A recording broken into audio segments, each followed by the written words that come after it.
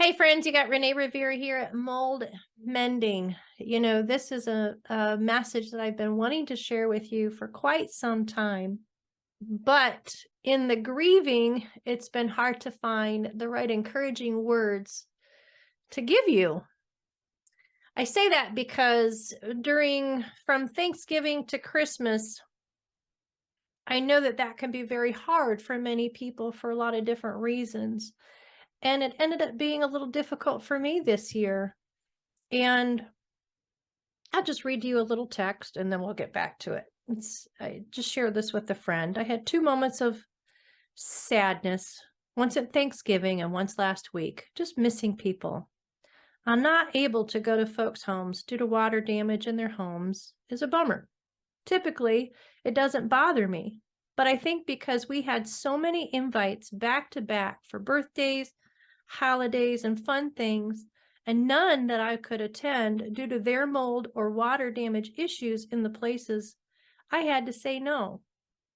I guess it just got to me a little, but that's the basis of it. I caught myself sad more times than usual this year. Typically, holidays and not being able to be with family, I just let it rub off my back because I just know it's something I have to walk through. It's part of if I want to be well, I can't go into a house that has had water damage or has mold in it. And to be honest, I have one relative I can go into the house of and one friend that I know of that their house is safe. And there's 5 other siblings besides me and a mom. And to be limited at where I can enter can be very frustrating. And so the grieving was coming out in weird ways. So let me explain one way that it came out at. So I can't enter one of my son's home because the water damage that's in his basement. And we invited them to come to our house. And preparing for that meal, I found myself getting sad. Going, geez. Even tears in the eyes right now a little bit because I wanted so bad. I guess a goal of mine is to be able to cook a meal that is just extraordinary, but is everything that I can eat, and that it would be tasty enough that others would enjoy eating as well. But I have a very, very limited diet and very few things that I can eat with this illness, and very little seasonings as well. So my stuff is pretty tasteless. We'll just call it that. And I was trying to figure out what meal can I make for them when they come over, and I was getting excited. And then my husband says, it'd be cool to have a ham. And I just started crying. I'm laughing now, but I wasn't then. But I started crying because I thought, oh man, it's going to be another one of those Thanksgiving Christmases, another one of those meals where we're going to make this huge spread of ham and everything that goes with the ham, the things that have gluten in it, the things that have all these ingredients. And I'm going to look at this beautiful, yummy smelling spread, and I'm not going to be able to touch a thing but my measly thing in the corner. And I just started grieving that, like, well, there it goes, reminding me again of my limits, reminding me again of my losses. And the grieving came out of that too, because I started thinking of the other invites that we had received since before Thanksgiving up to Christmas, and how many times I couldn't go somewhere, and how many times a big spread was probably laid out. And it wasn't about the food, as I was explaining to my friend. I went to a friend and kind of was telling her, geez, I just got this grieving I don't remember dealing with before. And it narrowed down to, it's not the food that I'm grieving, but it's the people attached to the food is what it boils to. That I was missing the people, missing being able to love on people, to be around the people, to watch what they celebrate and be part of those celebrations. So the grieving was real this year. And yeah, And food was just, I guess, the trigger that reminded me that people gather around food. And those were the memories that I have of a lot of the people on the holidays. It's always around a meal or something like that, or going out to eat, or somebody's birthday, being around a birthday cake, whatever. Food was involved with people. So that's where the food kind of fits.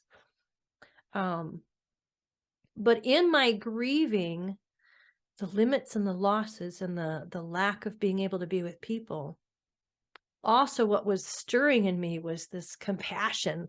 Like, there's a message in this to share with somebody else that might be struggling, but I just couldn't come up with the words to be able to come on camera and say, friends, I'm here to encourage you. You can get through it. I was having a hard time finding the words. I received the encouragement, but I was having a hard time giving you that encouragement. And finally, I'm able to sit down and bring it to you. Hopefully, I can clear these tears away and move forward in this. So, since Thanksgiving and all the way through Christmas, I was asking God, what do I share? How do I bring encouragement to you, my friends? And when I was resting one day, the word came, and it was to share an experience that I had with my blindness. So that's what I'm going to share with you now, and hopefully that it gives you some encouragement. Actually, sharing with you two incidences that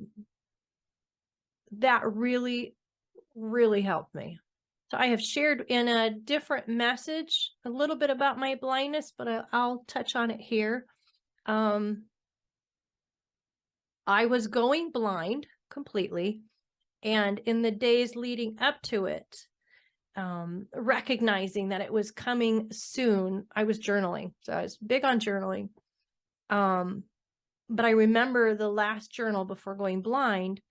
I think it was the last journal, but it was just journaling. All right, Lord, I've walked to this point, and I know I'm moving forward into total blindness. So I'm going to release this control, because obviously I can't have any control right now. I can't fix this. I'm going to release this control to you. And I wrote that in my journal, that I'm giving this to you, Lord. I don't have kids yet. I don't know what my future is going to look like. I don't know what my abilities are going to be, but I'm going to give that to you.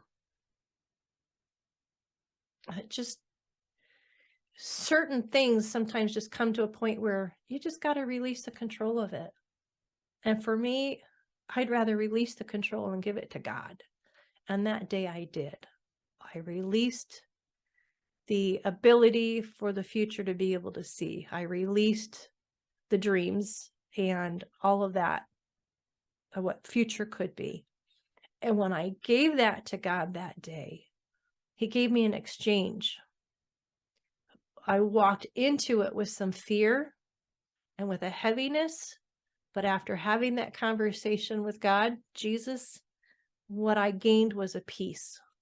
And I was able to walk into total blindness with a peace. And in the Bible, it says that He gives you a peace that passes all understanding. And I would say that's the peace He gave me, because I should not have had peace while going blind. Just saying. So that's one incident that I feel like I wanted to share with you. So friends, that's the end of part 1. Make sure you tune into part 2 so that you can find out the other example that I wanted to share with you of how I was able to turn things around and give you encouragement as well. So remember, we can be well even while ill. I'm rooting for you.